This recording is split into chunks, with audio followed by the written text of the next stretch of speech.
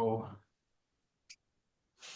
Hello, racing fans, and welcome back to the channel, proudly sponsored by betting.co.uk.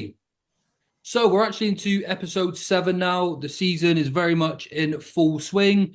We've just had the John Durkan, we've had the Morgiana, the Betfair Chase, which we've already reviewed in the week on Racing Interests Twitter Spaces. So, this week we're moving on to Newbury, Newcastle, Fairyhouse, where we've, of course, got the Hennessy, the Fighting Fifth, the Drinmore, the Hatton's Grace, and what am I missing? The Royal Bond as The well. Royal Bond. We've got some top quality action this week, lads. We'll get through to that in a moment. And before we welcome our special guest as well, I just wanted to give a big thank you to our followers. We've had a really good reaction over the last few weeks. A lot of new viewers, new subscribers, everyone getting involved in the comments, which is always great to see. And it's been nice to pay you back with some winners as well. We've been really solid through the whole team over the last few weeks. So long may that continue. And if you aren't subscribed yet, please do click that button below. It just helps us out a great deal, shows a little bit of support to the channel, and it's completely free to do.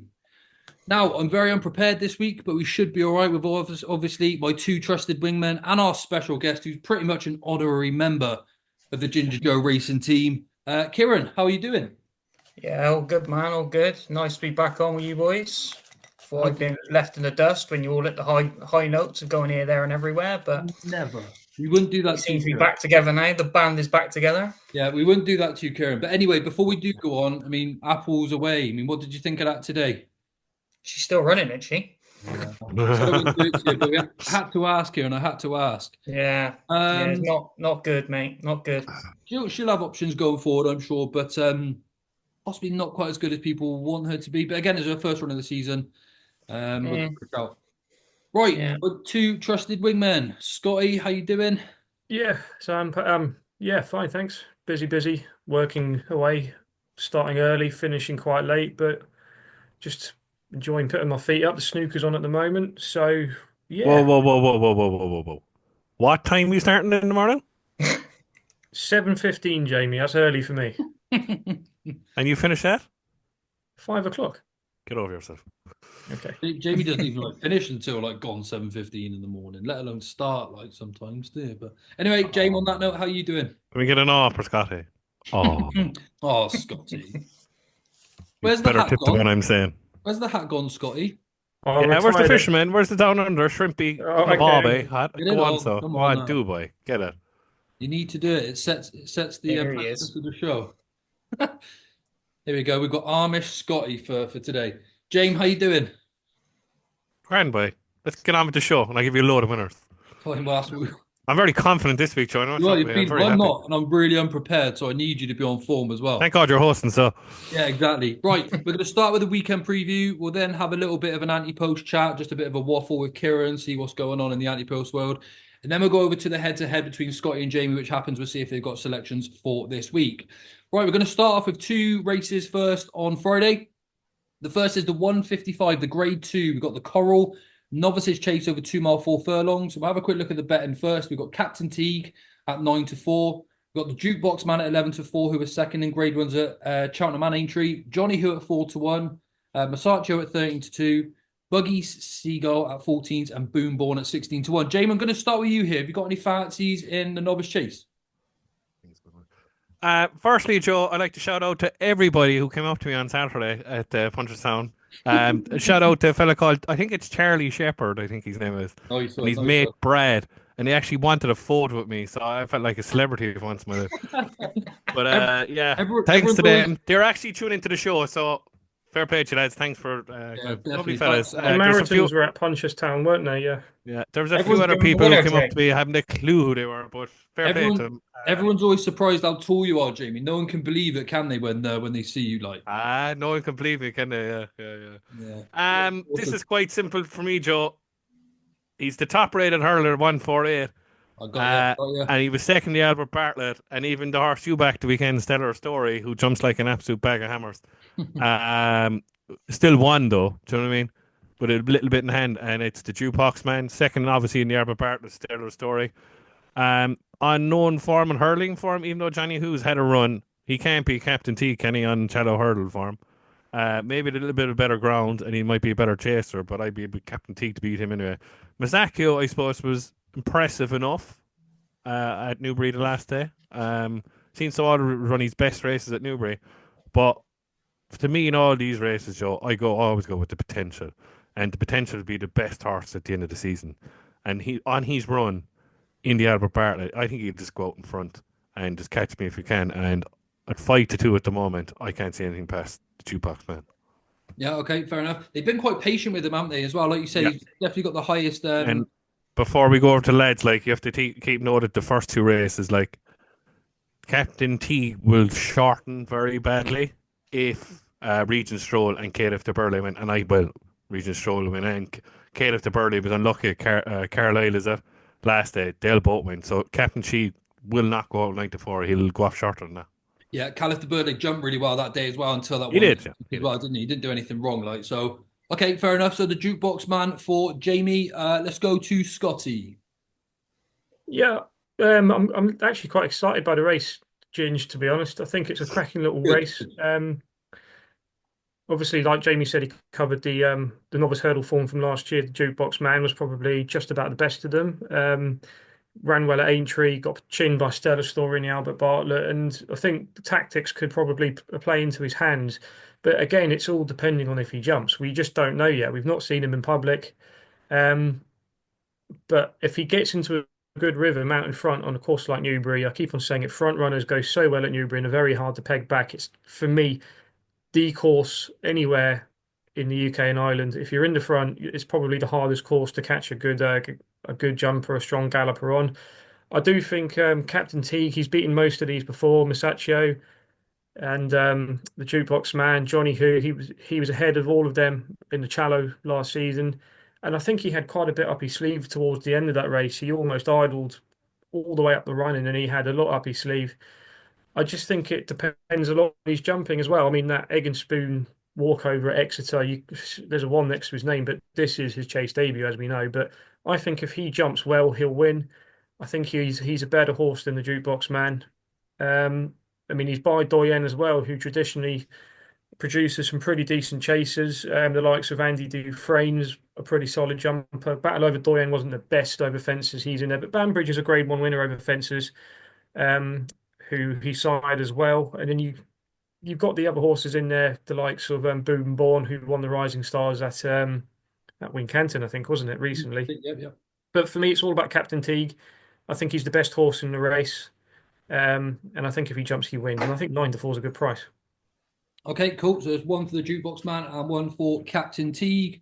Kieran, kick us off with the winner then for your first selection of I respect what the two boys say about Captain Teague and the Jukebox Man. They probably got the novice form from hurdles over in the book that from last year.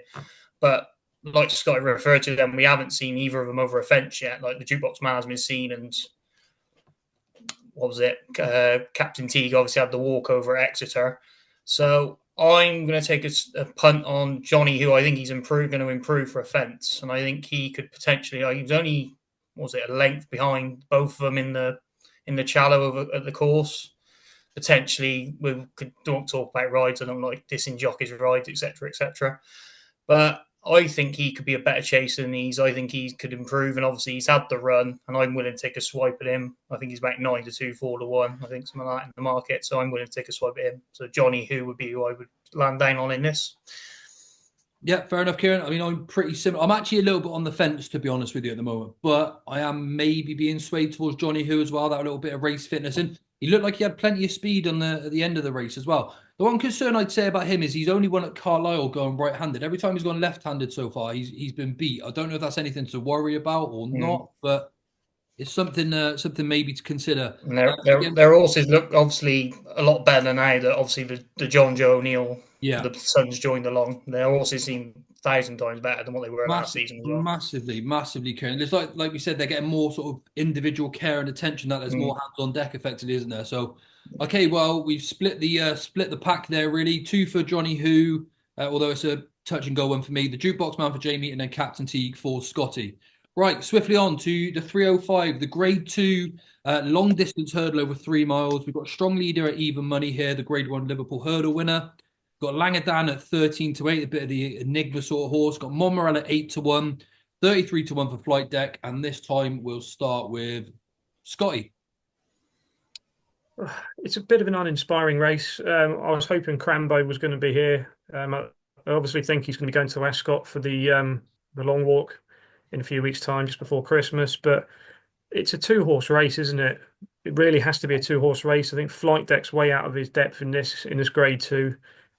I think he's way behind on ratings. He's got something like £25 to find on Strong Leader and almost £30 to find on Langer Dan. But quickly touch on Montmoral. He's capable of winning the race, but he's only here just to have a spin round, you feel, just to try and get a few pounds knocked off for the Pertemps. I think he's already qualified for that. I might be wrong, but I think he's already qualified for the Pertemps. What's he off at the moment, roughly? What's his mark? Because I did wonder this. Because he's on 144, I think. So I think ideally they'll be looking to get at least £7 off come March. So 137 is winnable still in the Pertemps mark. But yeah, I think it depends on Langer Dan. How many times have we seen him in the past where he goes off 25, 33 to 1 at races like he did last year at Sandown on Tingle Creek weekend? They can't get away with it this year. He's too highly rated. They know what he's up to. If he's primed and they really want to go for these graded races, which I think Skelton's eyeing now, he wants to win that trainer's title. He's going to try and get all the prize money he can. I think Langer Dan's going to be wound up for this. And I think the market, he's 15 to 8. He drifted a bit today, but I think if you see the money come for him, just get stuck into him. I can't see Strong Leader beating Langer Dan on his best form. I know Strong Leaders won a grade one. Langer Dan was very unlucky at Aintree when he was behind Bob Ollinger and Impere Pass. A lot of people are saying he might not stay the 3 miles. I know you like him each way for a stay as Hurdle Ginge, but I think Langer Dan's way ahead of Strong Leader, and I just chance him at 15 to 8 on the hope that he's wound up. And if he is wound up and he's fully fit and trying, I think he wins this, and I think he wins it well. But it's not a race that I would be even contemplating having anything bigger than a small win bet on him just for interest purposes. But I think it will be a very informative race, I think. Cool, yeah, because he hasn't been to 3 miles just yet, but he looks like he stays, doesn't he? He found a little bit, didn't he, when he came from behind in Perry Pass and Bob Ollinger, didn't he? So he's probably going to stay. Kieran, do you think Scouten's a little bit worried to tell people that he's ready to go, just based on what we've seen, obviously, with the plot jobs last year and the year before for his dual Coral Cup winner? Yeah, I saw, I think he did an interview, I think it was at the races he did an interview with, and he was saying that he doesn't want to class him as a spring horse, but he's definitely produces his best in the spring. Yeah. And he can never get the best out of him in the winter months, autumn winter months. But let's be kidding ourselves. They can't hide him anymore, like Scotty says. He can't hide him in handicap no more. He has to go down this route, doesn't he? He has to be aimed at the stayers now. I've had a little bit on at 33s for the stayers for him, because I just think this is the route they've got to go now. He's good enough, puts his best foot forward like he does in the spring. He's definitely good enough, but is he going to appear on Friday? We shall wait and see. But I'm going to be in his camp. I think he gets £2 off Strong Leader as well. I know that's not much, but there's a bit of weight he gets as well. The others, like you said, Montmoral will be there just to get the weights down. Flight Deck's not good enough, so it's definitely a 2-horse race. And I think if you had to take it, I'd take Langer Dan over Strong Leader myself. Yeah, okay. 2 for Langer Dan straight away. Jaime, 3-0 to Langer Dan, is it? Or oh God, no. Oh God, no. Langer Dan won't win a race, maybe. I don't know, will he even win a race this year, to be honest with you, Joe? I don't think you'll see the best Langer Dan till the stairs hurdle, to be honest with you. Because he is mustered around Cheltenham. Oh no, Strong Leader. No contest. Good luck. Move on. Strong Leader wins. Langer Dan won't be wound up at all. This not his time of year, Joe. Remember last year? Was it the year before? Was it he thought he's a stairs grade 1 horse, and he rock up at Aintree and he got hammered, didn't he? I can't remember who won that race. I can't remember. I can't remember the year before. Was it Brewing Up a Storm? Brewing Up a Storm or something like that. Yeah.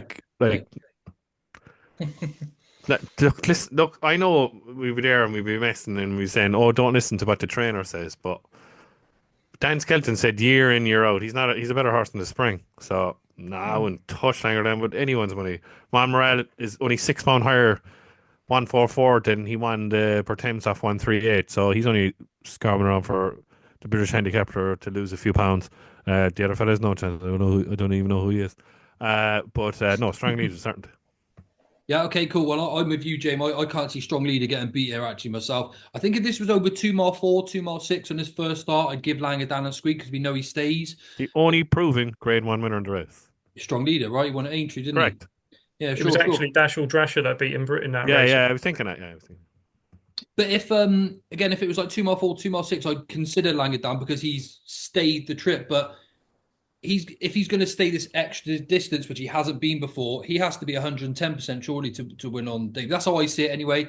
Might be wrong. It's not a betting proposition, but I don't fancy many this weekend, so I might try a few of these sort of like trebles and accas that a lot of people tend to do, and I might give Strong Leader a word in there. But as far as the singles go, I'll probably leave it alone. But I think he's the right even money favourite for now anyway.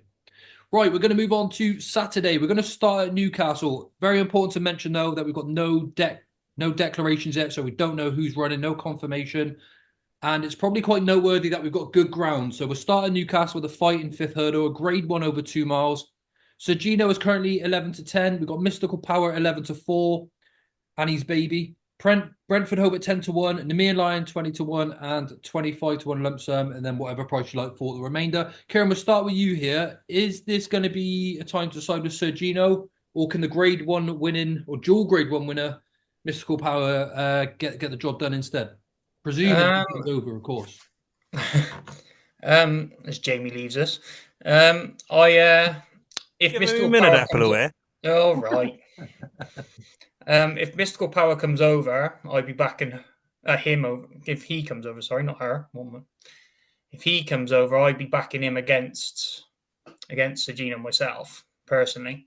Obviously, we've seen Sir Gino in the gallop against Constitution Hill, all the aftermath that come after that. Now, if Constitution Hill is back to his so-called best, then Sir Gino's a world beater, isn't he? If you're looking at judging that, but each to their own on that. But yeah, I would say Mystical Power would be my bet if it was between those two. I have had a little bit on Brentford Hope scummily each way before the Constitution Hill stuff came out. I can't think what price I'm on at, but he will definitely run in this. Obviously, you run behind Scotty's beloved Rubo up at Wincanton. And that was a hell of a race, mine, for a 3-horse race. I had to think, but then 3. That was Tongs from the front. But yeah, Mystical Power comes over. It will be him. But if he doesn't, then I'll just be a watching brief. So Gino should beat Brentford Hope if it's between them two. But we shall see. Yeah, fair enough. I like the angle there on Brentford Hope. Like you said, the each-way sort of punt there. I know JK mentioned it as well, didn't he, in the Discord? And I thought, smart thinking. Because we've got no guarantee as well that Mystical Power is going to come over again. We've got this before the declarations, but assuming he is, and we probably think he is, then it's going to be a good race between the first two. Scotty, who wins the fight in fifth, and what are your thoughts on the race? Yeah, I'm just going to quickly say, if you're going to be backing Brentford Hope, I think you can still get a touch of sixes. So if you're going to be backing him each way, most bookies before tomorrow are still offering each way the first 3. I'd be doing it now because you're going to nick a bit of place money. He's 7-1, Petri 6-5. Like I say, you get about 10-1, I think, at the moment. Will Scotty. you? Jeez. I've just looked on Betfair sixes, but you can probably get a bigger price because I've heard that Nemean Lion's definitely not going to run. So that's one less to worry about. Kerry Lee said today Nemean Lion's going to be not declared tomorrow. But yeah, it's a fascinating race, and it's one where you kind of get like 2 of your horses who you're really excited about, and it's kind of like a 50-50.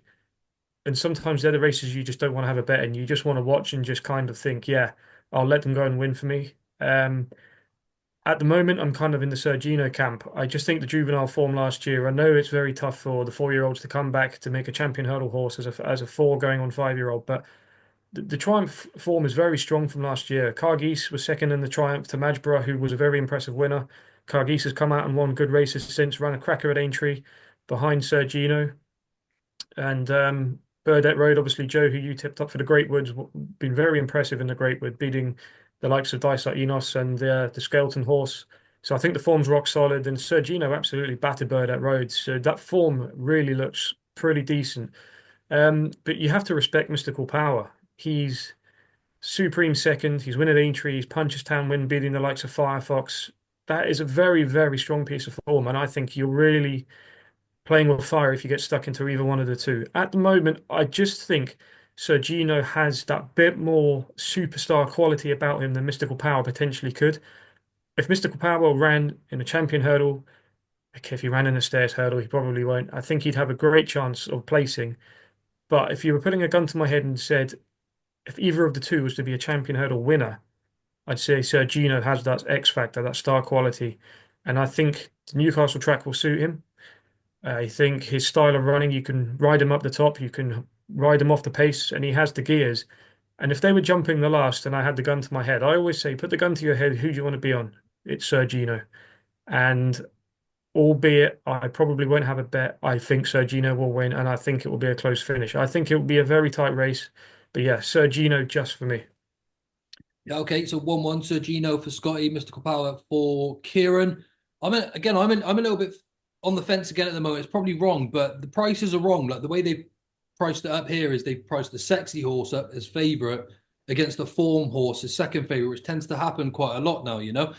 Obviously, Mystical Power is the dual grade one winner, but then Sir Gino looks flashy and could be open to any amount of improvement. And even though he's winning last year, he still looked very raw and open to a lot more improvement. Jamie, who's the winner here? Settle the score for us. I will say if it stays good ground, though, Joe, that brings in Mystical Power even a bit more. Okay. But if you watch Mystical Power, and I watched him last year, look, I thought he'd go past Slade Steel. Now, a bit of better ground, he'd have beaten Slade Steel. There's no about it. He'd have won Supreme, and he'd have been a good winner of the Supreme. There's no doubt about that. But me with Mystical Power is that, do you see, when even with the race of Punchestown, right? Firefox spit the dummy out too early, went too early, and so did Slade Steel, and then Mystical Power just picked up the pieces, really. To me, he's a stair. Out and out stair. Now, where you'll see him, he might be better. His chance to win a grade one and a sharp track over 2 miles maybe will be Newcastle because it's a long, long straight. But to me, I'm with Scotty here. I think Sergino, it's like big Marsborough. They're bigger. Like, I think they're more developed 4-year-olds last year compared to previous years. I wouldn't be worried about their 5-year-old campaigns. I actually would be worried more than Mansborough than Sergino. Sergino just reminds me, and I might be talking absolute nonsense here, and I'll have egg in my face if he loses the Mystical Power, is that Sergino and his debut last year at Kempton remind me of Altior. It really did, where he jumped like crap, and all of a sudden then the pick-up after the second last blew me away, to be honest with you. He'd have wanted to try and further, but his mouth open. To be honest with you, and he'd have been a good winner of the Triumph Hurdle. I think he is a top quality horse, and I think Henderson knows how good he is. He's not saying, and to me, he'll be in the 3 in the Champion Hurdle. That's just me, and I think he's that good. I think he'll win, and I hope he proves me right that I think how good I think he is. To be honest with you, Joe, he'll win. To be honest with you, I think Mystical Power. If the Boinville takes it by the scruff of the neck and gets Mystical Power at it, he'll hammer him because Mystical Power should be up in 3 miles. Mystical Power, if you watch all these races last year, he's behind the bridle all the time. He screams out to be a stairs hurdle horse. I'd love to see it because I think he'd give Teahupoo and who else like a race, and I think he's tailor made for a stairs hurdle. But we probably won't see it. Maybe next year we might see it after Teahupoo wins his second stairs hurdle, maybe, but. No, Sergino for me.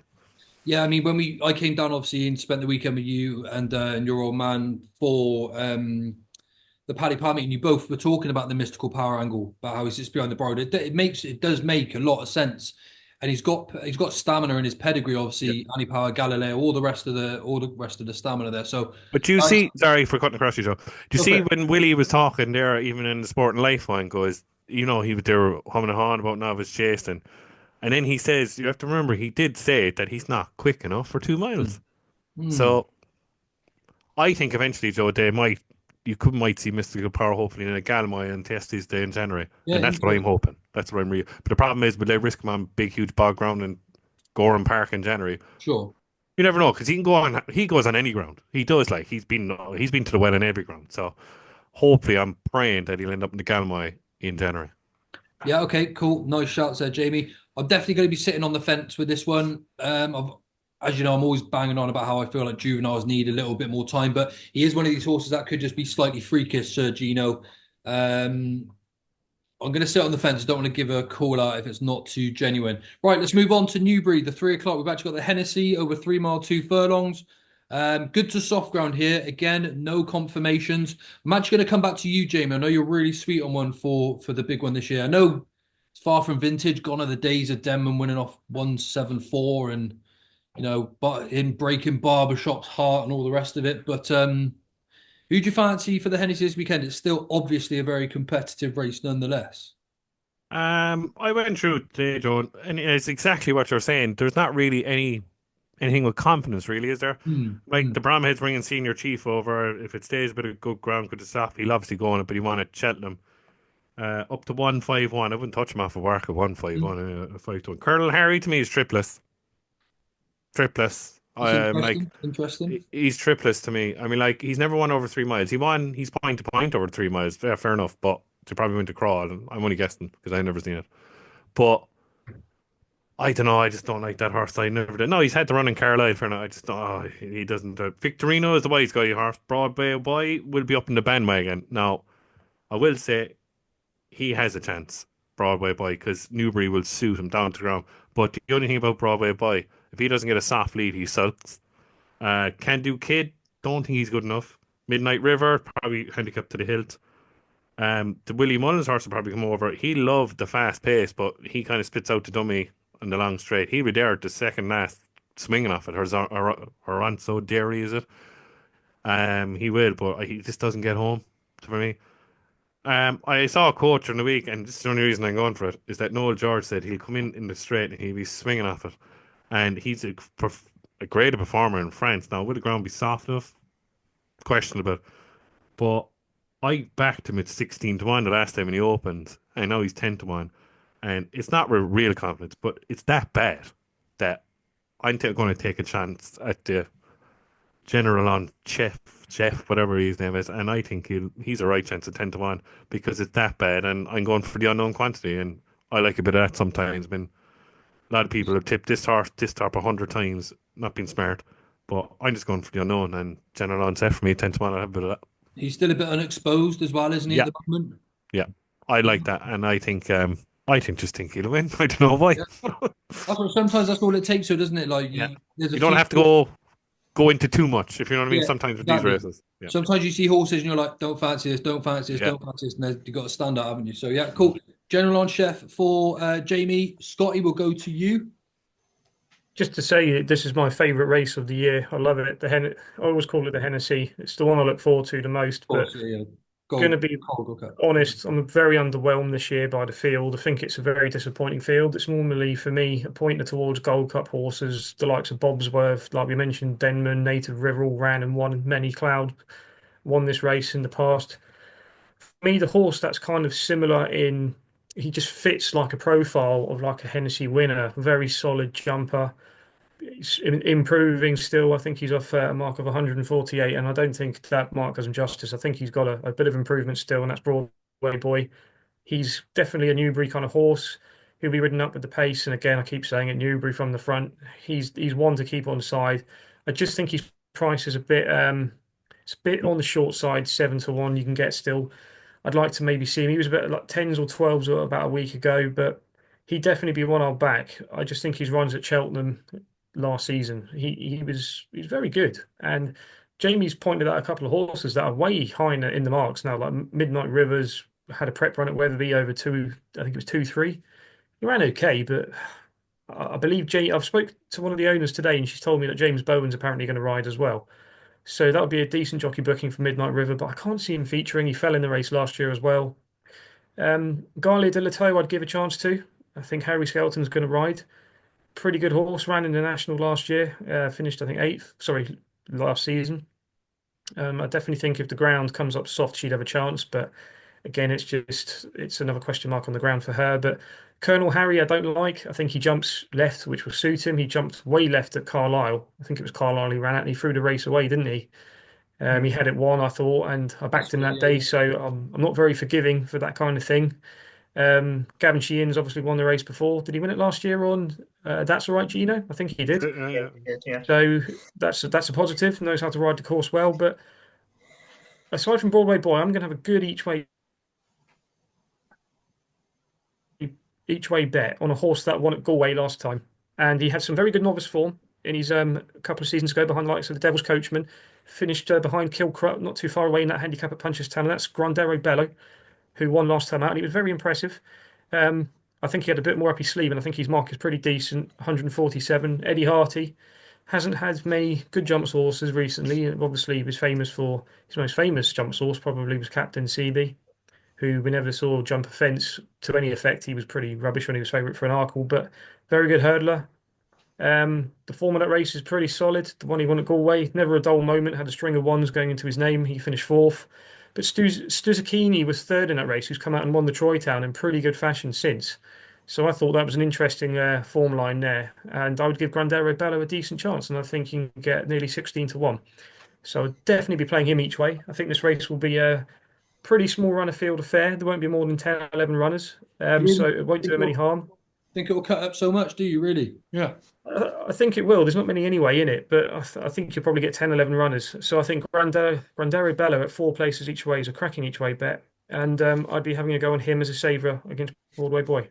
Okay. 2 of the international runners for the boys so far.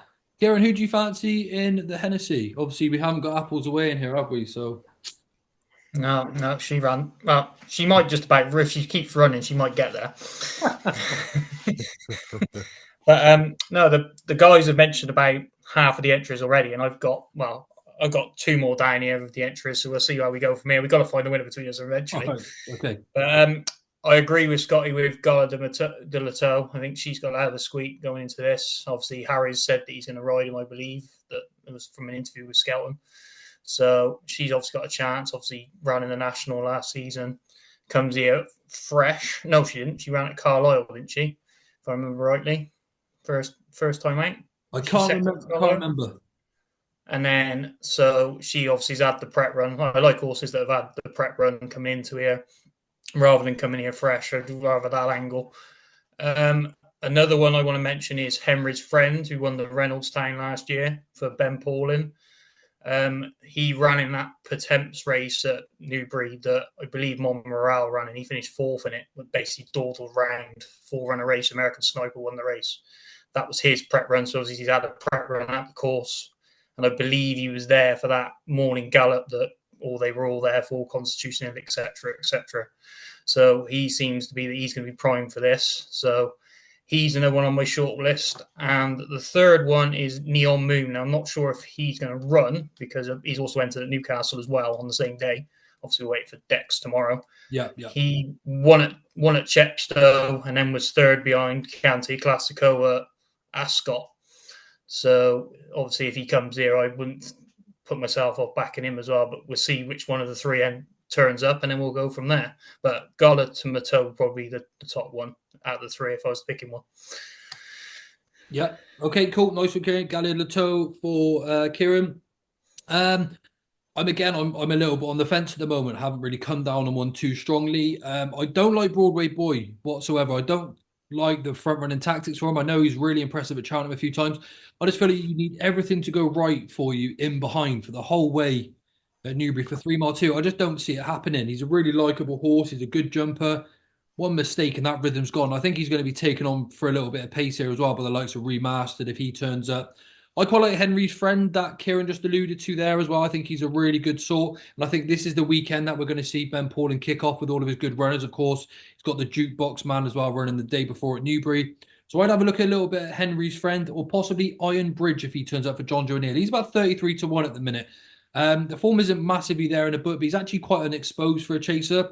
I say unexposed, he's had 11 starts, but he's only had 13 in his entire life. He's 8 going on 9 now. I just got a feeling with the form they're in at the moment that we could see a different sort of performance from him. But again, quite boringly, I'm going to be sitting on the fence a little bit for this one. I'll have another look nearer at the time. Right, we'll go on to Sunday. We've got some cracking races over at Fairyhouse.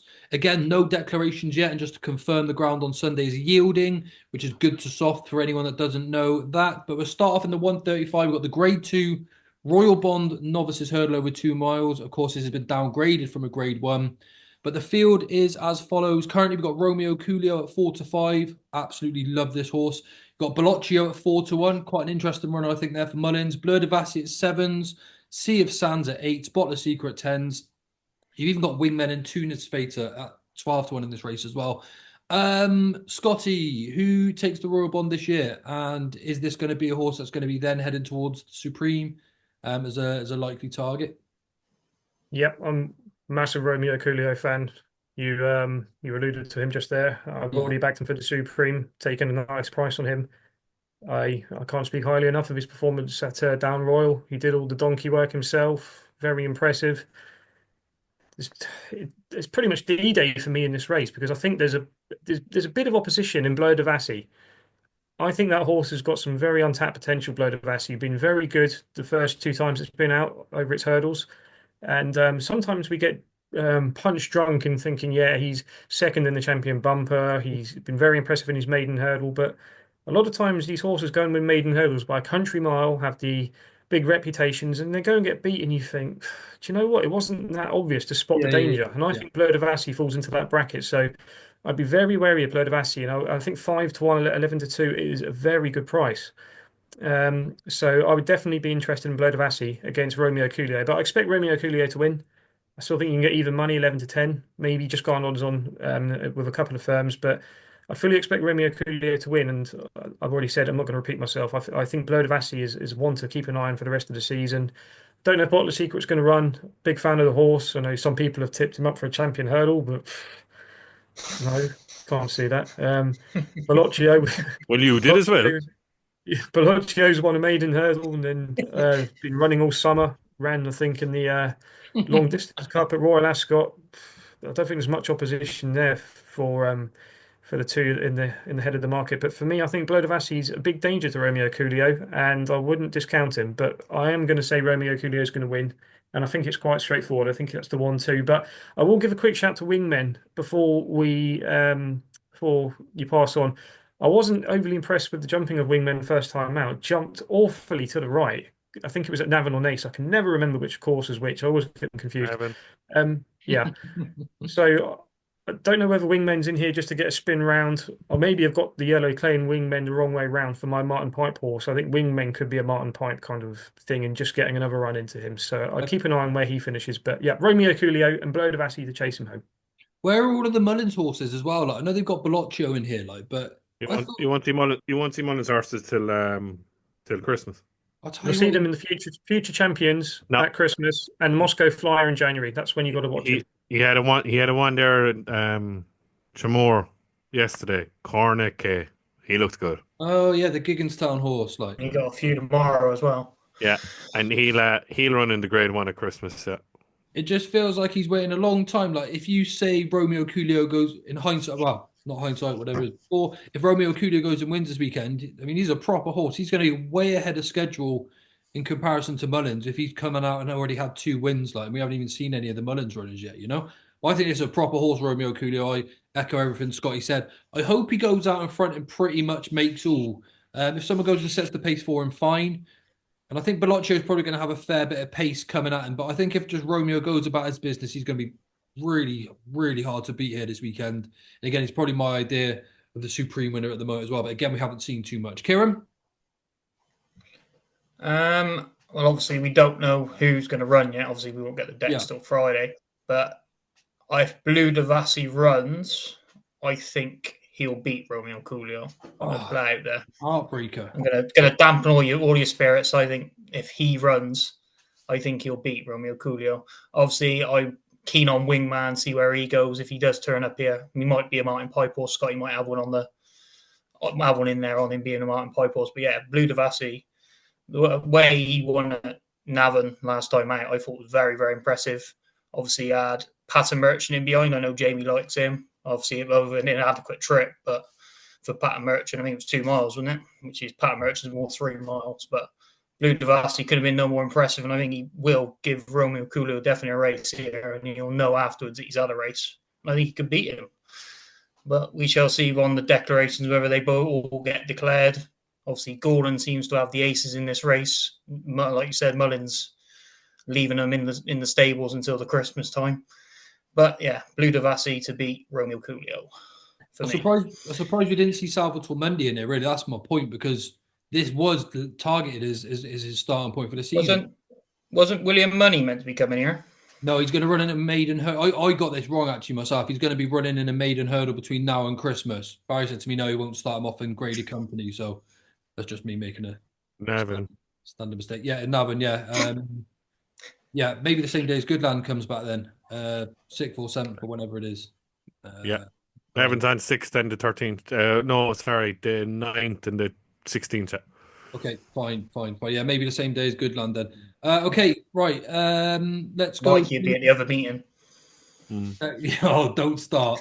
Right. We're not doing that on here. Jamie, come on, get on side of Romeo Coolio with me, brother. Sean Flanagan's a better jockey anyway, so I don't know anyone wants to stay up Mikey's let's just get on with it, shall we? But anyway, me a no, chance. Romeo Coolio wins. He's the most potential in the race. Blue Devasti, I think, showed is already how good it is. I understand that part, but no, Romeo Coolio is. Wingman has absolutely no chance at Cheltenham. By the way, lads, I'm sorry. Watch back the Nevin race and use your eyes. He has to go right-handed. And his best performance is right-handed last year in the Punchestown. Now, I'd love to see him go here, but Joe, you said he's 12 to 1, so he's obviously not going to run. I would love to see him here because I think he'd give Romeo Coolio a bit of a fright compared to Blue Devasti, in my opinion. But no, Romeo Coolio will win. And then probably, hopefully, maybe Christmas. I hope he skips Christmas and then goes to DRF, the one Ballyburn won last year, and then to the Supreme. The one I keep an eye on here is the horse that won at Royal Ascot. Obviously, is Bellaccio. Had a run in the maiden, so this is its second run. Hopefully, then falls out the back of the telly. Then same at the Grade 1 at Christmas at Leopardstown, then onto the DRF. And there's your county hurdlers. But there, because he needs 4, do you know what I mean? Like, it's simple maths, like, do you know what I mean? Handicap plotting.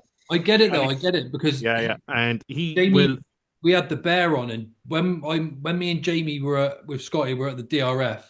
The bear, who's been on a few episodes ago, said absurd, and Jamie said, "I'm telling you, we've got it absurd." And this is the same profile, like a flat speedy. Same profile. Now, we were up to stand obviously the weekend, and we were like saying, like a Wicklow Brave, a Sharjah, back class with Sir Gerhard, and we were talking about it as well. That's probably the class angle of a county at the moment. We're going on about the county hurdle now, we're on about the Royal Band. But anyway, those are the type of horses I look. And Willie Mullins, anyway, goes like, I don't really target those races. He's so many horses in these years. Of course he targets those races. Why not shit, but he's talking about there. But no, Romeo Coolio, Joe, I backed him in the bumper last year, and yeah, I really think he's a top class horse, and I hope he is a top class horse, and I hope he wins the Supreme and brings Gordon Elliott back up to a bit of respectability against Willie Mullins, to be honest with you. Yeah, so it's a good chance for him now.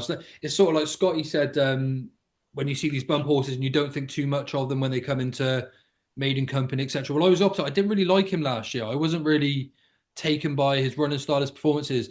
But when he won at Down Royal, I just loved everything he did. I know he only beat very minor opposition, but just the ease he travelled. When he was actually just quicking away, he just did his job. It jumped well. I just love him. I really do. I think Romeo's a cracking horse. Probably going to be much shorter come the weekend. Obviously, as we said, we're recording this before the decks at 4 to 5. I could see him going off at 4 to 7, 4 to 9 come the day. If the race cuts up, of course. Right, okay, let's move on. The 205, we've got the Grade 1, Drinmore, Novices Chase, 2 mile 4. And this is where the bet of the weekend is for me. We've got Firefox at 11 to 10, Hartwood at 5 to 4, Gorgeous Tom at 5 to 1, Pinkerton at 6s, and then Croke Park at 10 to 1, who I absolutely love. But again, price might suggest that he's not going to run here.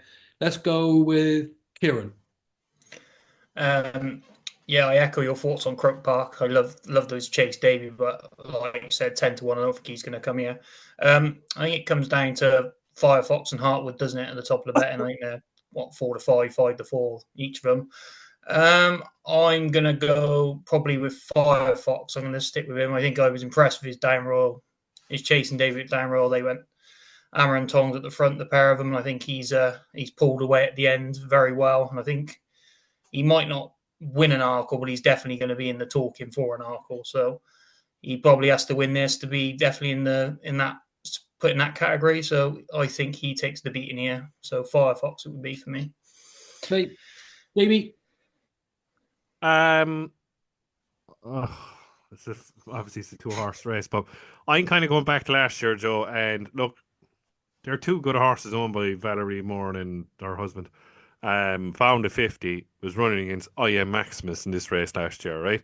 So it just reminds me of Firefox now, like, and it's Hartwood, the proven horse. Like, Jesus, like, how is Hartwood allowed, seriously, running this race? And then he's not a novice then in December, like, do you know what I mean? I was going to say, this is his last race as a novice. Yeah, it's ridiculous, right? But, like, Firefox want to be some horse, right? to be up to a 155 standard of Hartwood to beat him. Now, he was seriously, he really impressed me downright.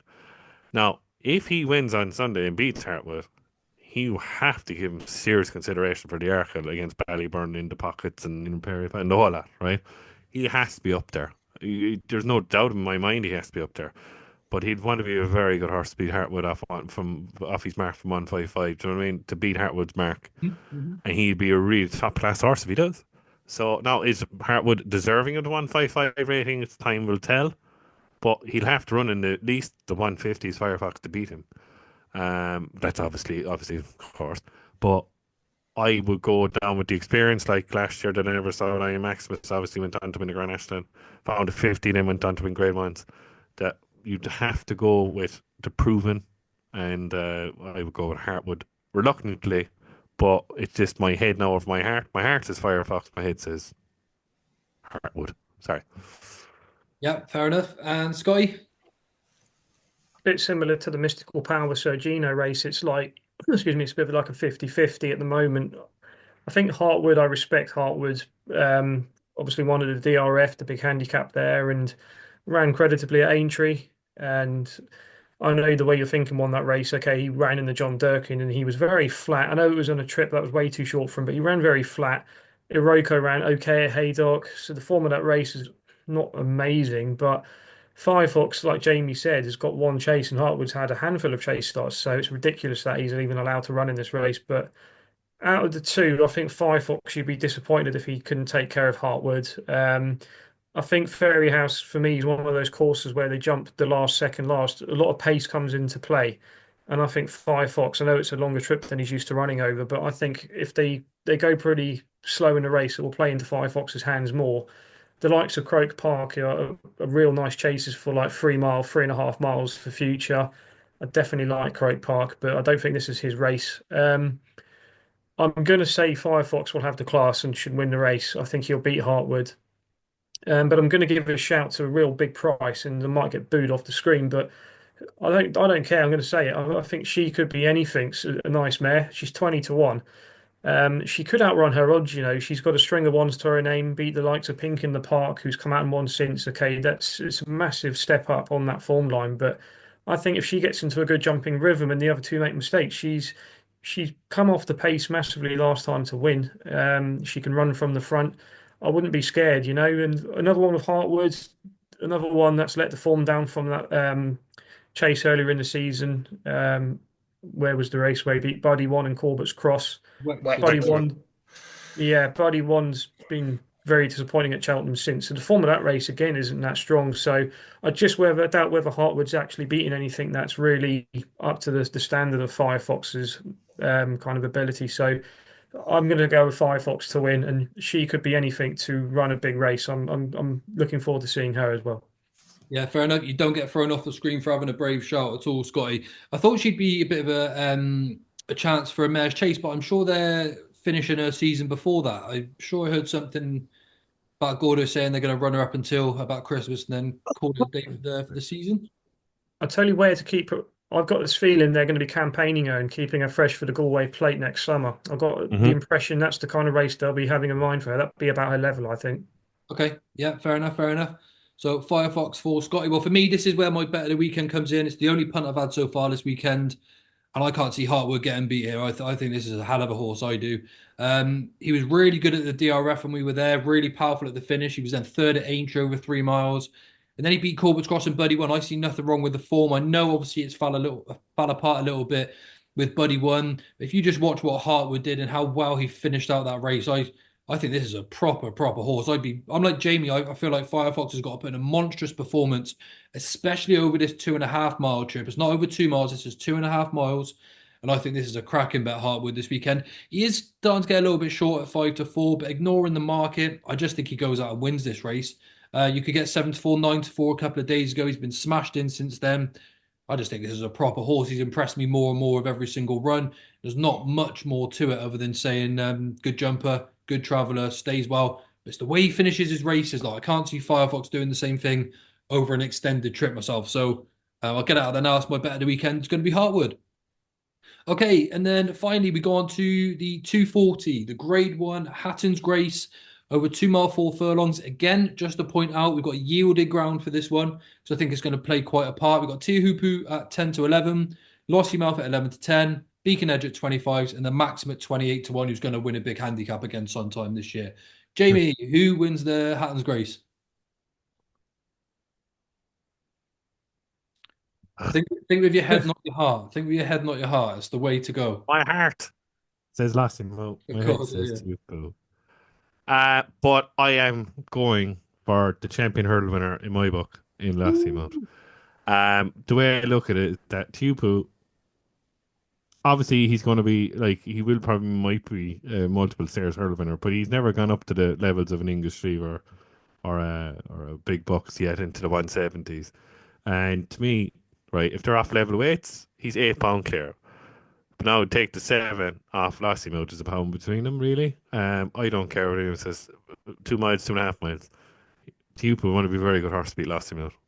Lossiemouth now is up there with one of the top mares I've ever seen. Not quite any power level or like a Q Veg or anything like that yet, like her Honeysuckle. She's next, though, isn't she? But she's next. And she probably will be better than Q Vega. Q Vega won the easiest race at Cheltenham 6 times. Not great training performance, but it's one of the easiest horse races to win. So she's probably going to be better than Q Vega. So I think she'll beat Teahupoo. I think she's just a better horse. And this crap of this Storm Bruise last week was only giving State Man a run against Brighter Days, and then that backfired and Willie, didn't it? But this won't backfire this weekend, and she's just quicker than him, Joe. Like Teahupoo beat Imperial Pass last year. Imperial Pass to me is a stair as well, like Teahupoo, and 2 stairs ran it last year. Like, I know it's going for 3 in a row, but eventually it's going to be beaten. So she's just a quicker horse than Teahupoo, and she'll beat him. So Lossiemouth for me. It is like that, isn't it? You've got like a 3 miler coming down, but you've got the 2 miler going up, isn't it? It depends. But if they go, like, there's going to be no pace, Joe, and she'll just go out in front. She'll be too quick for him, and that's just me. If she's bound up, she's about whatever. She like the £7 is huge, and you have to factor that in. Oh, it's massive because off level she probably wouldn't have a chance first time out. She'd improve for the season, but she's just quicker than him, and she'll win. Do you think she's a top class? She's a top class horse. I'm telling you, she's a top class horse. Yeah, no, I definitely don't disregard her quality. But do you think that's what she'll do? Go in front of Teahupoo? Yeah. He'll try like an Imperial Pass trial he did last year, but Imperial Pass obviously been good enough. But she's quicker than him, and she'll go. Like, there's no pace in the race. I'm like, who were the other two, by the way? Sorry, I'm being ignorant. No, that's right. Beacon Edge and Maxim, but it's true, isn't it? They're just going to hold back by 2 unless one of them goes. I can't see it. Maybe Maxim, because remember when the DRF like, this year, when he won the DRF, did he win the DRF? Yeah, he might go out in front and make it a test, but I don't think Gordo will want to run the legs off Teahupoo already. But maybe he might, because he's not going to run to the stairs hurdle. But no, I know it'll be Gordo tactics against 1 Willie Mullins, but hopefully, I know Kennedy's better jockey than Townend, but Townend surely be alive to it anyway. You put it that way, Chill. But no, I think she'll win. Yeah, I think she's the champion hurdle winner in my book. Interesting. Yeah, Maxim was the one that turned my frown upside down. Marine got after you were crying after Marine, is it? Yeah, and I couldn't believe it. Is there any episode we'd ever say about Marine in this show? No, definitely, exactly. All right then, Scotty, do you see it the same as Jaime? Then, do you think Lossiemouth's going to be too good? And also, do you think she's going to go off in front? I can't make my mind up in that sense. You made me laugh there when you said Maxim's in there for a handy. I was thinking the same before you said it, but that's anyway. No, I think tactics are very simple here. I think they'll go out, make it on Lossiemouth, and I don't think Teahupoo's going to get near her. I think she goes from the front. He judges the pace, he presses the button, and it's good night. I'm convinced she's going to win this race and win it well. The more I've been thinking about it, it's a penalty kick. It's a bit like when Stateman and Honeysuckle met for the first time. Everyone was like, "Oh, Honeysuckle this, Honeysuckle that," which she deserved to have that. But this is where we see Lossiemouth come into her own, and she stamps her authority on the hurdle division. I think she wins. I think she wins well, and I'm kind of hoping she does, because it means I can get a better price on Teahupoo for the stayers, because he'll still be a good thing for that. And making the biggest mistake I made at Cheltenham last year, I laid the millions for Teahupoo in the stairs hurdle, so I want to get my money back this year, which I'm going to. But no, Lossiemouth's just got it all. She's a very good jumper. She obviously stays. She's quick. It's a keep it simple job, a bit like Annie Power did in the issue on the champion hurdle. Go out from the front, press the button, and this is going to be one of my strongest bets, probably pre-Christmas, and that will be on Lossiemouth. And if you're going to be taking 15 to 8 Ante Post for a champion hurdle, you've got no excuse not to be loading up at even money 11 to 10 on Sunday. Yeah, that's an interesting way of looking at it, actually, isn't it? She's going to go a favourite as well, I think, this weekend, just because there's a lot of people thinking that she's the progressive one that's got the speed. Kieran, how do you see it then? Yeah, I'm with the lads. I think Lossiemouth will win this. I've never been a fan of Teahupoo. Just don't ask me why. Probably when he got beat by Side de Burley in the stairs. Wrong there, Kieran. But Not been a fan of him since. I've tried to get him beat. Obviously, I tried to get him beat with him Parry Pass last year. That was. He was only six when he got beat by Side de Burley. Well, don't go down. Yeah, but Side de Burley was already halfway to the pension house by that point, wasn't he? Let's be honest with ourselves. Yeah, but he made the only reason he won, though, Joe, because Kennedy won and Russell fucked it up.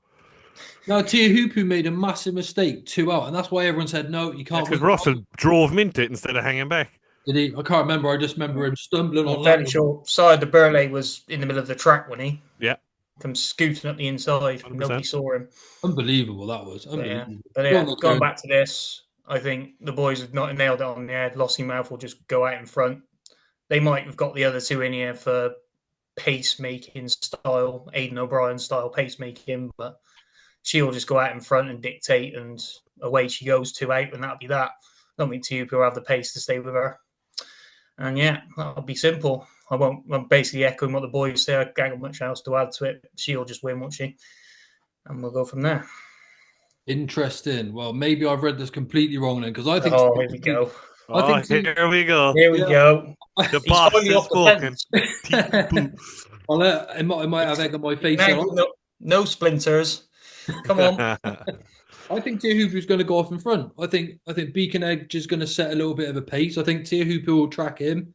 And I think Lossiemouth's going to sit behind, and they're going to wait to try and pounce on Teahupoo. But if Teahupoo kicks for home quick on the home turn, then you're going to find out how good Lossiemouth is from there, basically, if she's quick enough to catch him or not. But I seem to be reading it the complete opposite way around, so maybe I'm the one that's got this totally wrong, But obviously this is the beauty of it. We'll find out on Sunday. I'll be annoyed in a sense if Teahupoo wins, because like you said, that price is gone then as well for the stairs. He will get cut again if he beats Lossiemouth, because Lossiemouth's the one that's coming in here with all the hype. And I love Lossiemouth, but beating Tell Me Something Girl by 2.5 lengths, is that really sort of the form that you need? Yeah, Joe, if he really wanted her, he'd beat her by 12. Okay, well, in that sense, fair enough then, Just on the bare form then, shall I say. Doesn't look enough but I'd be disappointed if Teahupoo couldn't beat Lossiemouth over this trip. I really would. I don't know. I mean, look, all the talk is with you lads, to be honest. Lossiemouth will do him for speed, and she's obviously quicker, but I'd be really disappointed if Teahupoo couldn't beat Lossiemouth over 2 mile 4. I'd be concerned about him then for the stayers in March. And at the moment, I'm his biggest fan as far as that goes, and have been for a little while. So Teahupoo for me.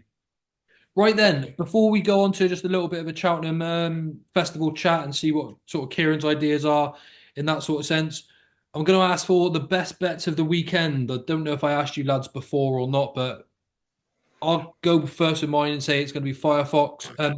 Hartwood to beat Firefox. Sorry, I know. I'm sorry. Hartwood I think is going to beat Firefox. And I might even go through play a treble with Romeo, Coolio, and Teahupoo as well. But as a single, Hartwood I think is going to be pretty solid to beat. But I will be back in that treble as well. Jamie, let's go with you. What's your bet of the weekend? Have you decided at the moment, or or your best bet currently? I have 4, Joe, that I put in Oppo quickly. On Saturday, you mentioned Butler's Secret there in the Royal Pond. It'll run in the 4-year-old hurl in Fairyhouse on Saturday. It'll just win. In the last at Newbury, I'll go backwards, right? Last Newbury, the fight 335. Actually, the last Imperial Saint for the Johnson White Stable was seriously impressive and off a fast pace, which you'll love at Newbury. He's gone up £10, but I think he's just improving. He really, really impressed me. The way he travelled and he jumped. Now, the Mogi each way bet in here is Eastside Dairy for the Moors, because it was second, obviously, to rapidly improve in Venetia horse on Martarter that you were all over last weekend. Thank you very much. So that's the Mogi each bet, but I really fancy Imperial Saint. I think he's a very good horse. Going back then, There's one horse that's doubly entered in 12:40 at Newbury on Saturday, and I really fancy him if he actually goes to Newcastle for the rehearsal chase. And sure to God, this horse is finally going to win a big handicap off 130. It was cruising behind. No, probably wouldn't have beaten El Dancer last day in the Badger Bears, but if the changing man can't win the weekend in either Newbury or Newcastle, I never back it again. He's 5-1 for the rehearsal at the moment. There's prices, and I ain't going to back that. But my bet the whole weekend on Saturday, I've backed it at 8s today. Wait. Who you didn't say? Oh, the changing man. Did I say? Did you hear the Man. changing man in the rehearsal? Sorry. Yeah, you didn't say the name of the horse, but that's what I was like, who's he got? I might have skipped there. I actually said I would probably skip the bloody thing. But the bet of the weekend for me is in the old Jerry Phelan at the intermediate or whatever it's called now. The 225 is the one I was. The only horse that I was against Dice Arlene, I suppose, Liari for Paul Nichols had a run at Chips, though. I backed it at like Jericho, the Shaitna is in this, and he'll run here. Obviously likes Newbury Jericho, but he'll go off a stupid price. But I back Liari today at 8-1. I see it's 11-2, and I'm all over Liari, and he's my bet of the weekend. Okay, cool. So Nat for Liari, but you like the Changing Man, Imperial Saint, and Bottle of Secret if he goes in the 4-year-old. Yeah, at Fairyhouse on Saturday, yep. Cool. Okay. Just a quick one there, Jamie. Would you fancy the Changing Man if he went to the other race as well? Doesn't matter. I can go to back him in either race. Cool. No worries. Just good for a bit of clarity. Scotty, who's your best bets? I've got 3 I'm going to mention. My nap of the weekend will be Lottie Mouth. I'm going to go for her in a big race. I think she wins. I'm going to give a mention to Queen's Gamble. If she runs in the Jerry Fielding, I'm quite convinced she's got a big handicap in her. And looking forward to seeing her run. I think Jericho de Repine is very opposable in that race. There is some good second season horses in that race, but Queen's Gamble is one that I've got my eye on. But the 2:30 at Newbury on, I think it's Friday, will be one of my stronger bets, and probably my next best. And it's trained by Venetia Williams, and that's Gallop de Chasse, who's running off a featherweight in the 2-mile 4 handicap chase. I think she's won the race a couple of times with Fanny and Destraval. Charlie Deutsch is jocked up. I think that's screaming a kind of Venetia winner at Newbury. She does well at the meeting. So, yeah, Gallop de Chasse would be my next best, and Lottie Mouth will be my nap. And like I said, I'll be interested in having an each way and Queen's Gamble at 10-1 in the Jerry Fielding. Perfect. Lottie Mouth, Gallop de Chasse, and Queen's Gamble for Scotty. Kieran, who are your fancies or your best bet for the weekend? Right. So I've got 5 down here. I'll quickly rattle through them. There's 2 on Friday, 3 on Saturday. 12:45, I believe it's Newbury. Ivy Wood going back right, needs to go left-handed. I think he jumped everything right-handed at Kempton and still won. I think going back left-handed will certainly suit. He'll go close. The other one on Friday runs at Doncaster. It's Moon Rocket, it's called, in the 12:55. It's for Kim Bailey. It's off the point-to-point fields.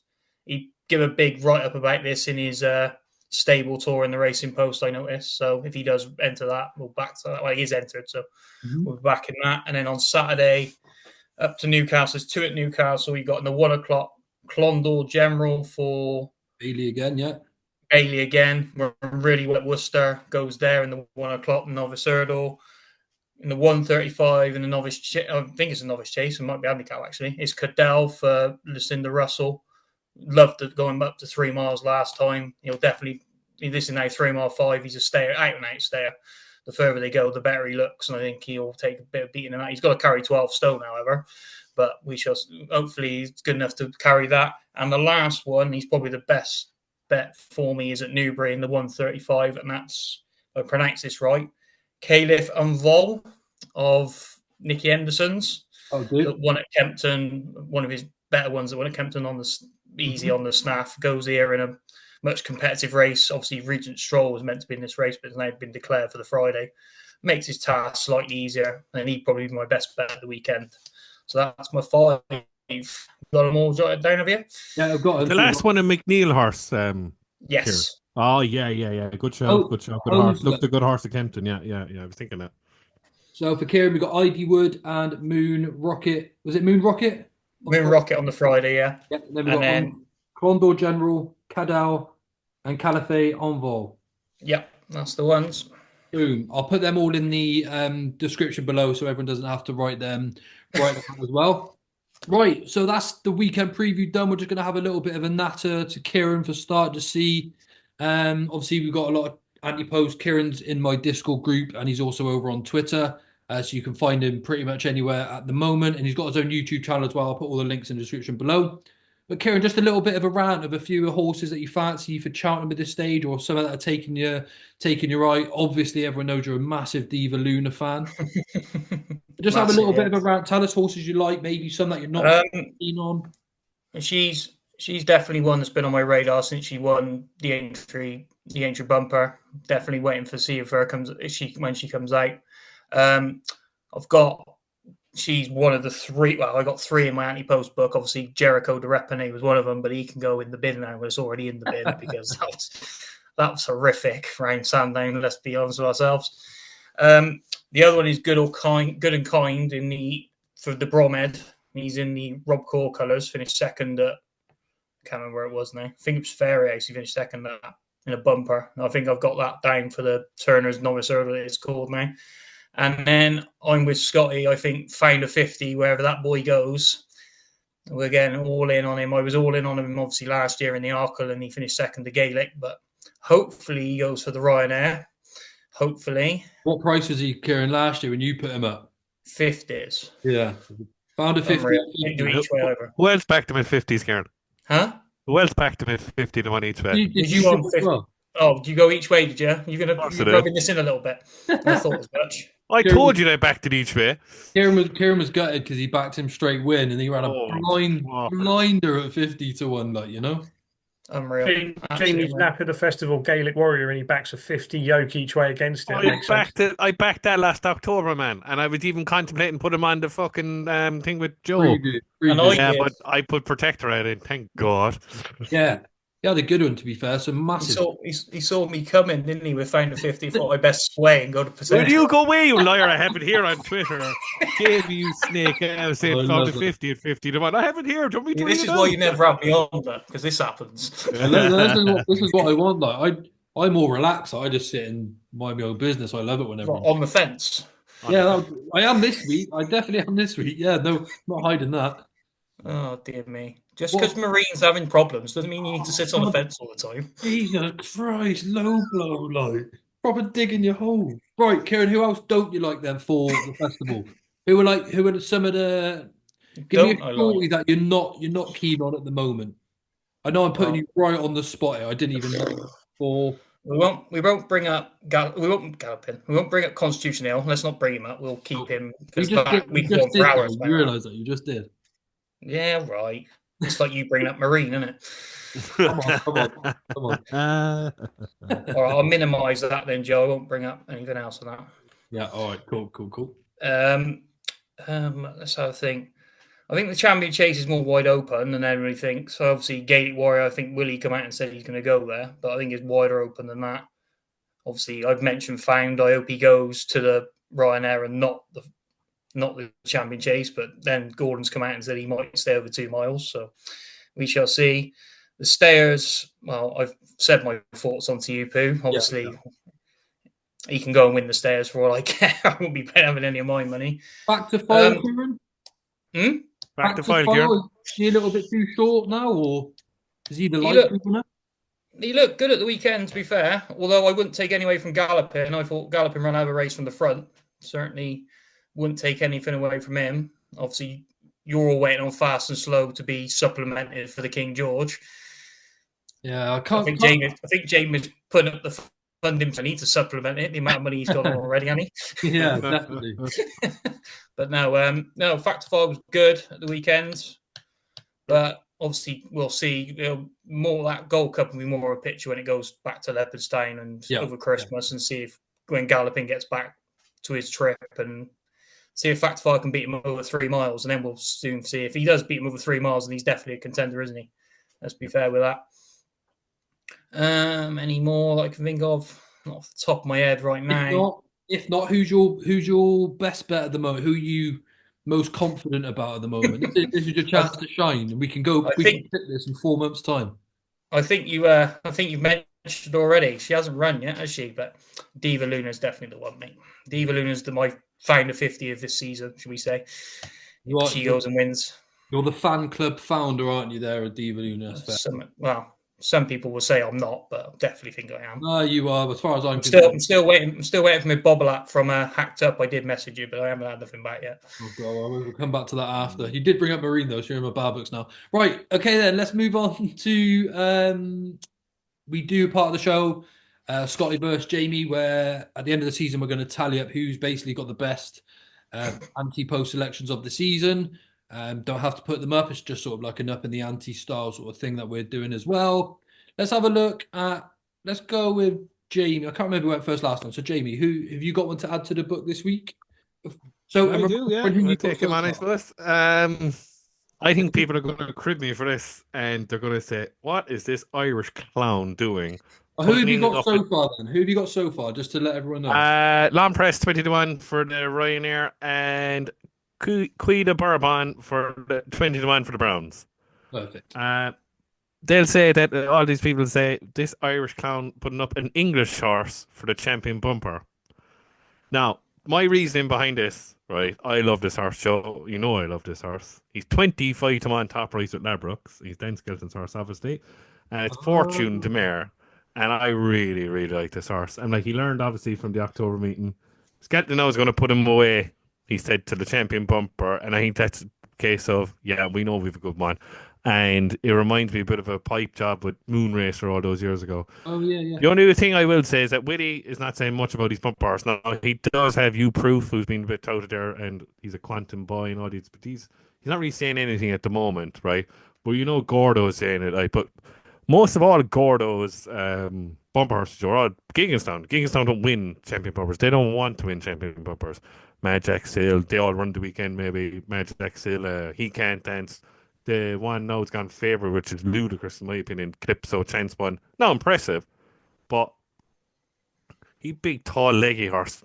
They don't win champion bumpers in my book. Now, obviously, Fortune Bear's a bit leggy looking. He's big chestnut and all that, but he's been around the track. I think he'll learn more on the job. I think with the like who he's related to as well, like the likes of Sarah de Shams and all that, and Vautour and his pedigree. I think he's going to get better and better as it goes on, but if they're saying they're putting him away already for a bumper, they know how good he is. And I think, look at how good, I know Skelton's cheeky, probably beat, Clockrock Beats is probably good enough, a good horse, like, but not a world beater. But it's just the way he won, Joe. And, as I say, it's always going to be 90% I with me, always will be. And I think 25-1, it's going to take a chance. The English have to win the bumper some odd year, do you know what I mean? And yeah, I think 25-1. I'll do me. I think he's overpriced, and yeah, Fortune de Mare for me. Love that, love that. Who's this Irish clown putting up an English horse? Yeah, we might hear that. We might hear that a few times. Yeah. Scotty, I don't know who you've got, but you mentioned that you've got a real left wing sort of selection for this one as well. Yeah, Jamie's too. I'm a bit wounded today because I've lost one already. I put up Cargies for the Mare's Chase, and I believe she's staying hurdling now, so that's one in the bin. I've still got Dancing City for the Browns, which I'm sneakily happily about, but I had 3 on my radar for tonight, but I'm not going to put him up, but I'm going to quickly mention him if it's okay. Yeah. And it's Monty's star for the Ryanair. We've mentioned it before. He's 100-1. It's a ridiculous price. Excuse me. With the form just working out with Factor File, Spillane's Tower, and all those horses. If he does drop back down to the Ryanair, he's going to be a 4 or 5-1 shot on the day, maybe shorter if he comes out and wins. So I'd probably would advise having a few small quid at hundreds on Monty's star. But is it okay if I put up 2 this week? Am I allowed to do that? You can put up as many as you go want. ahead of me then, yeah. You'd have 4 up. Okay. Do you want to really put up Monty's star, or do you want to put this one up? Or do you just want to put both of them up? No, I've got 2 more, not Monty's star. So all right, you've 2 more. All right, fair enough. Yeah, that's fine. And I'll just do 1 then the next week. Yeah, whatever. I'm going to put up 2. I'm going to put up my first one as one that I've been speaking about, and it's Load the Sud for the Arkle. I'm going to be frank. I love the horse. I think he was mighty impressive at Cheltenham. Came on leaps and bounds from his Stratford performance. I think it was the best novice chase performance we've seen so far this season. I know Ballyburn is way ahead on hurdles ratings. I'm with Ginge. I was a bit argumentative with Ginge the other day. Surprise, surprise. We have our lovers' tiffs now and again, but I think Ginge is right. I think Ballyburn jumps more like a 3 miler. I think he could potentially get found out in an Arkle, and that's very, very what's the word? Silly to say because he could win the Arkle by 10 Correct, lengths. you're right there. Yeah. But no, I'm convinced Loader Sud is too good at 10 to 1 to be let go. So I'm going to be putting him up as my next selection in the Arkle. I think he'll mop up at Sandown. He'll win the Henry VIII. Whether we see him at something like an open company before the festival at Newbury, like the Aeon Chase, what the Game Spirit is Game called spirit. by name. So yeah, I think he'll go off about 4 or 5s for the Arkle if he wins his next two. So I'll be taking the 10s now. And I'm going to stick in a hurdler because that's 3 chases I've put in. And my next selection, again, I'm going to put in before he runs, and it's for the Triumph Hurdle, and he's best priced, I think, 9 to 1, and that's East India Dock. Again, mightily impressed with the James Owen horse on the November meeting at Cheltenham. I think potentially could be as good, if not better, than Bird Out Road was this time last year. I think he jumps a lot better than Bird Out Road did this time last year. Very slick, simple horse to ride. And I think he will probably be the best juvenile this side of the Irish Sea. And even if the likes of Willie the Hull, who's got a massive reputation, come out and win, I'd still be confident that East India Dock is going to give them all a race in March. And I'm very keen on him. So again, he's another one that I want in the book at a decent enough price at 8-9 to 1. So yeah, I'll be going for those two: Loader Sud and Yarkle, and East India Dock for the Triumph Hurdle. Interesting. I like it. I like it. Yeah, like you said as well, just a quick mention there for we've got Willie the Hull, who's meant to be making his juvenile debut this weekend. I know a lot Well, of it's funny, you say that, Joe. I was actually tempted to put him up, Will you? but Yeah. I don't look. I understand. Sorry for cutting across there.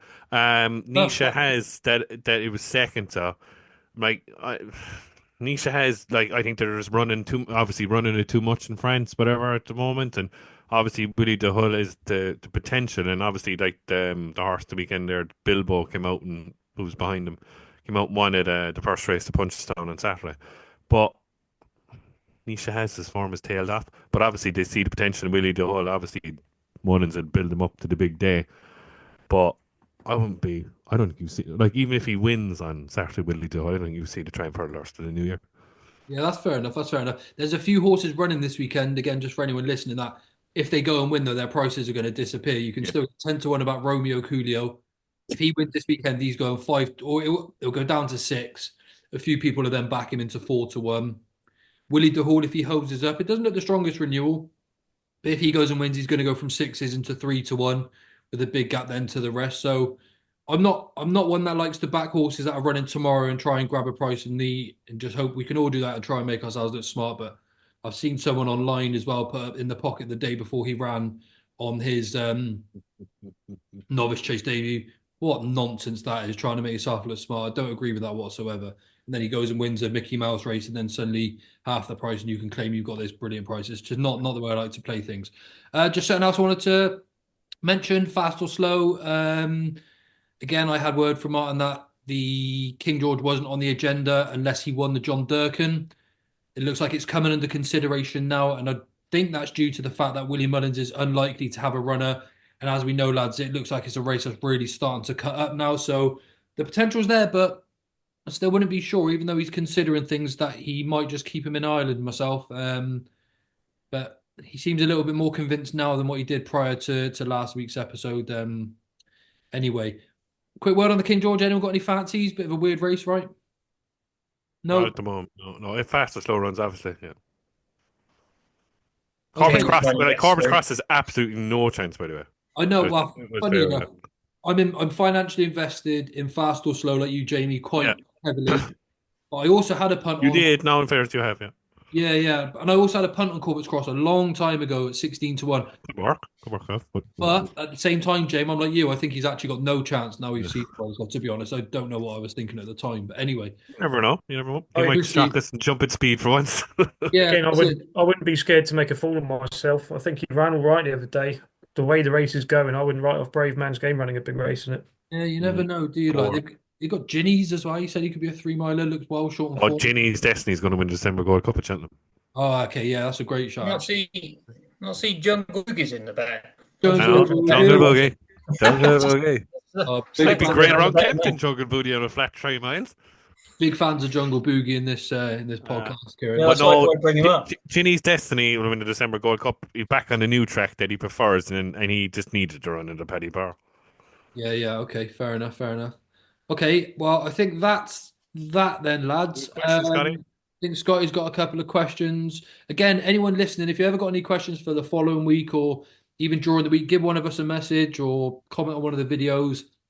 I like replying to you all as well. I really do enjoy it. I go through in the week. Anyone that's commented, you'll see I've always come back and replied to you. Feel free to chuck anything at us, whether it's good, bad. It's all a game of opinions at the end of the day, and I definitely like interacting with you all. So thanks very much. But Scotty, you've got some questions from the crowd. Yeah, I got two. Sorry, yeah, I got two. First one's from Mike Kelleher. He's asked, "What did you guys think of Blue King Daru in the Ascot hurdle on the weekend just gone? Giving all that weight away, do you see him stepping up in trip? Do you think he's any good going forward over 3 miles? And how would you credit the winner, lucky place in the race?" He's asking. Well, look, I'll go first just because Lucky Place was one of my bets of the weekend behind Celtic Dino on the Friday. Sounds like I'm being smart now because I had a good weekend of things, but I'm not. But I was impressed with Lucky Place. I think they were going to go novice chasing with him originally, but I think after winning that race, you've got to go up and maybe try some of the long distance hurdle races and maybe give a crack at the stairs hurdle. You don't always have to have the winner to give a crack at these sort of races, you know. Blue King Drew's not a stayer for me whatsoever. I see the angle, but for me, I don't think he'll do that well.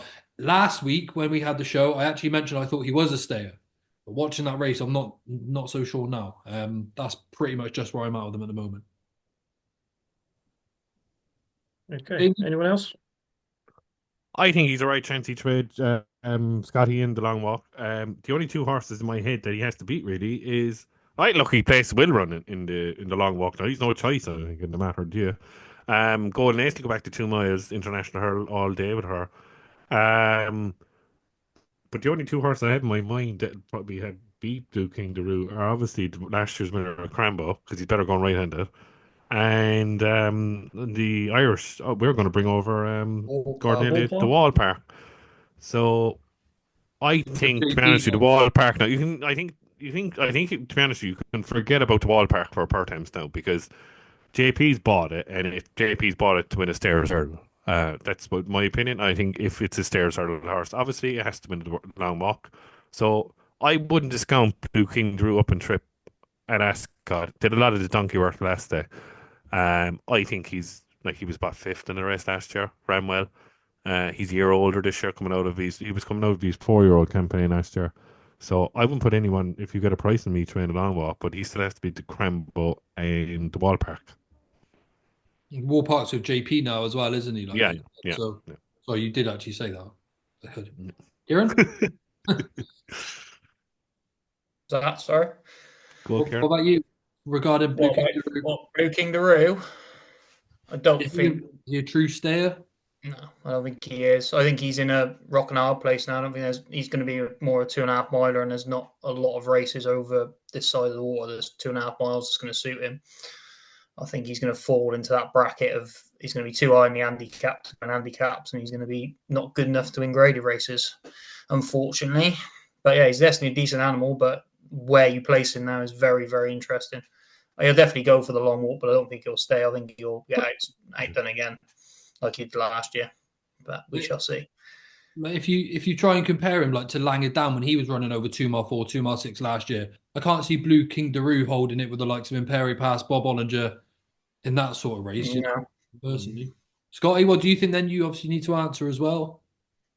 Yeah, fully agree. I said it the other night in the spaces with the boys. I said, I think Kieran's nailed it. He's not good enough for top grader level, and he's too high in the handicap. I think he's got to be very picky and choosy with his races. I don't think he stays 3 miles. I think he came 4 wide last year in that race at Ascot, coming into the home straight, and he looked like he was going to come and have a chance of winning. But I just don't think he stays. I think I'd be looking at something like the Rail Keel on New Year's Day, possibly over 2.5, 2.5. But no, I'm in fully agreement, and I think Lucky Place is a bit like, he reminds me of Song for Someone, a horse a couple of years ago where he was a decent enough Grade 2 horse, but I don't think he's good enough for Grade 1 level either. I think Golden Ace is the one to take from the race, drop back down to 2 miles. I think if she runs at Kempton at Christmas, I'd give her an each way chance. But yeah, not a massive fan of Blue King Daru going forward, to be honest. One more question from our friend Keith O'Hoban, our driver from Dublin. Oh, yeah, okay. Keith's basically asked Spillane's Tower and Fact to File regarding the finishing positions in the John Durkin. His actual question was, which one would you send to the Ryanair? Which one would you send to the Gold Cup? How would you split them up? But for me, they're both Gold Cup horses at the moment. He was just asking where you think they'll end up in the long run. Should we go in reverse order? Kieran, what do you think? I think they're both Gold Cup horses. I think they're different stables as well, aren't they? So JP won't mind running 4 or 5 in the race. I think they're both Gold Cup horses. I know Spillane's Tower showed a lot of speed over the back of the last, but I think he's more a proven stayer. I think he'll definitely go in the Gold Cup for the small stable. And obviously, Factorfile Mullins is already targeted. I think he's already said that he's got more Gold Cup horse. So there's your answer for that. Both Gold Cup, I believe, myself. James? Oh, they're both Gold Cup horses, Joe. Where people think that Spillane's Tower is a Ryanair horse, they're absolutely talking nonsense there. Especially Jimmy Mangan, who's trained staying chasers all his life, and the small strings that he has had, that he's not going to go down the Ryanair route. He's going to the Gold Cup route. In fact, I find the Gold Cup horse too. They're both there. But back as I said in the spaces, he won a bit snugly Factifile, and like people say he won't stay. Willie Mullins knows he stays, so I don't know, people are talking absolute nonsense there. Of course he'd stay 3 mile too. He has the pace to keep up, and if they go rattling quick in a Gold Cup, he has the pace to keep his position. That's the most important part of a Gold Cup horse, is that if they go really fast like they did years ago in a Gold Cup, Factifile has bumper pace. He's 2.5 mile pace. He's beaten a champion chaser in my book. He's beaten, an Arkle winner, but a champion chaser in my book as well on top of it. He's going to win the champion chase, Gaelic Warrior. So, like as I said the last day, the 2-runner race at the DRF is probably the best 2-runner race we've seen in a long, long time. Yeah, that's so, true. So Spillane's Tower and Factify, to answer your question, are both Gold Cup horses. There's no doubt. Quickly add to that, I think Jamie said there, Paddy Brennan said it as well on his latest podcast that's out. A lot of recent Gold Cup winners have got the pace from 2 miles up to 3, progressively go up to 2.5. He's seen Gold Cup winners I can think of. Imperial Commander was in a Ryanair winner. Sizing John was in Arkle. Sizing John, yeah, you just took Sizing John was in the Arkle. Stepped up on the Durkin. War of Attrition was second. War of Attrition was second in a Supreme, beaten by Ravenka, a short head. He won a Gold Cup. You've got other ones in there like Coney Green was second in the Supreme, second in an Arkle. Yeah, Best made, second in an Supreme. All good horses that are Gold Cup horses have to have 2 mile speed. That's just me, and that's the way to look at it now. Manila Indo. Or synchronized. Yeah. I didn't really think about that, too much, but it's true, isn't it? You do need to have some sort of pace. I was there that day when synchronized won. Oh my god. Yeah, I didn't think he had a chance, to be honest. No, I was there. Quarter was pulled up when he. I lost my last 50 quid on Quarto in that race. Kieran, I was there as well. When you're down to your last 50 on the Friday, it's not going well, is it? Yeah. Borrowing money for the Martin Pipe. Desperate times. No. For me, I'm the same as the fellas. Like you've got to go Gold Cup with a pair of them now. I see why people are mentioning the Ryanair because they just won over 2 mile 3, but it's not the right way to necessarily look at the race. The only thing with Spillane's Tower, he's got no form at Cheltenham. That might be an issue, perhaps. I don't know. But again, this could be like the fairy tale story of the festival, like Jimmy Mangan, like the small trainer in these days anyway, going on to win a Gold Cup. I mean, who knows, Did he train Monty's Pass to win the... He did, yeah. He won the National with him, yeah. I mean, look, so he knows how to train good horses, so... Yeah, no question. I get a lot of people talking about Factor File saying, he's got pace for the Ryanair. That may be. I'd actually give him much more of a chance in a Gold Cup because the Ryanairs are much more competitive. And you've got too many horses that can stay and have got speed in that division. Yeah, get them both in a Gold Cup. It's the right thing to do. Okay, that's it for this week with questions. Cool. All right, nice one. Anything else to add, lads? Nope. Kieran, just tell everyone where they can find you. So I've got my YouTube channel, which you're going to put in the bottom as well. And I've actually marked my Twitter account up on my name thing there, so everybody can take that.